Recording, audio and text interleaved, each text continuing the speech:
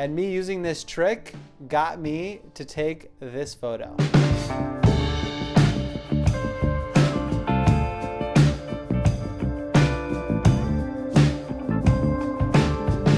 Hello everyone, my name is Nick and welcome to my YouTube channel. Now for today's video, I'm going to tell you a little story. Now when COVID-19 hit, like a lot of people, I lost my job. So naturally I was looking for different ways to make money, and something that I fell back on was to sell a lot of my old gear. Now I had a lot of gear that I purchased over the years. Some of it I wasn't using, some of them were luxury items, so I decided to get rid of a lot of them. Now this posed a challenge. I did not want my production quality to suffer, so I challenged myself with limited gear to try to get some of the same shots that I got with all this extra stuff with just this. Now the previous video, I kind of started this challenge without even really knowing. I set out to create a couple long exposure photos just with your iPhone of the stars. If you haven't seen that video, make sure to check it out right there. So for this video, staying with the astrology theme, I wanted to take a really cool moon photo with my iPhone. So the challenge commences.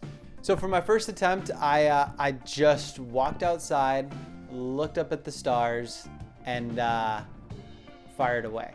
Now, I think for this iPhone, you can go all the way up to 10x. So I just zoomed in as much as I can because I was kind of curious whether you could just get a quick, good shot just with that. Not good, not totally terrible, but definitely not good. Now, there was some limitations. The quality, the 10x digital zoom was pretty bad, but it was a stepping stone into something greater.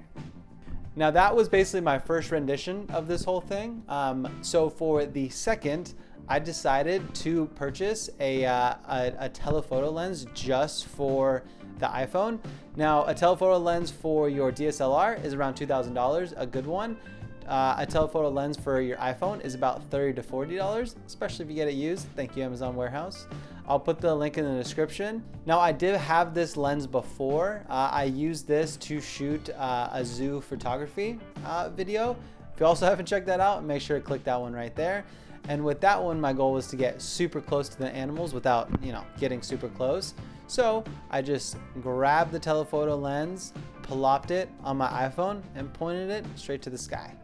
Now this one was a lot better, but I still came up with this issue.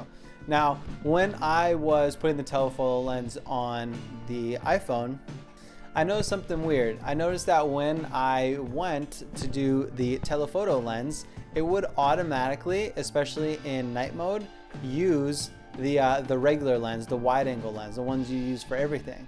Now the iPhone itself has 3 lenses. You have super wide, normal, and then telephoto. What I couldn't figure out at first is why it was always going to the regular lens and then just digitally zooming. Why didn't it go to the telephoto lens that I wanted? I searched all over the web, and there was a lot of random things that you could do, but nothing that I could find was sufficient and that I could control it. I was at the mercy of the iPhone and it was not working. But one day I woke up and I discovered that the telephoto lens does get used when you're on portrait mode. That's what portrait mode uses. That's what you need to use it to get that nice blurry image, the nice compact image.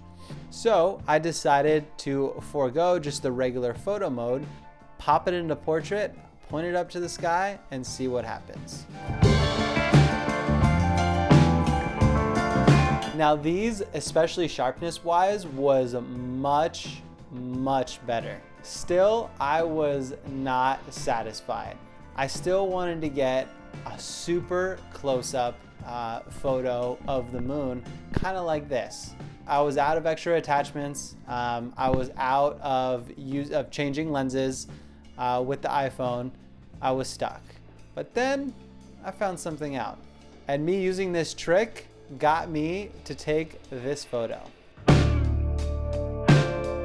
Now what did I use to take this awesome photo with just my iPhone? It is so much sharper. It's so much closer. You wanna know what I did? I bought a fake one. And after I bought the fake moon, it just looks kind of like a white ball right now, but I'll do some close-ups. It did wonders. And I don't know if these are the exact specifications of the moon, but it looks pretty darn realistic. And I could not be happier with the photos. Now, it is cheating a little bit. It's actually cheating a lot, but the end result was achieved.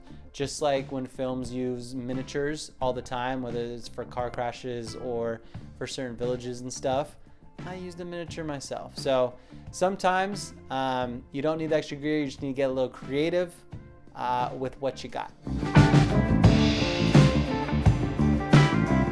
All right, and that is it. That is how you take a killer moon photo with just your iPhone. Now, if you have any questions, make sure to throw them in the comment section down below. If you like this video and you want to see more, make sure to like and subscribe. I appreciate you. Thank you for watching till the end, and I'll see you next time. Peace.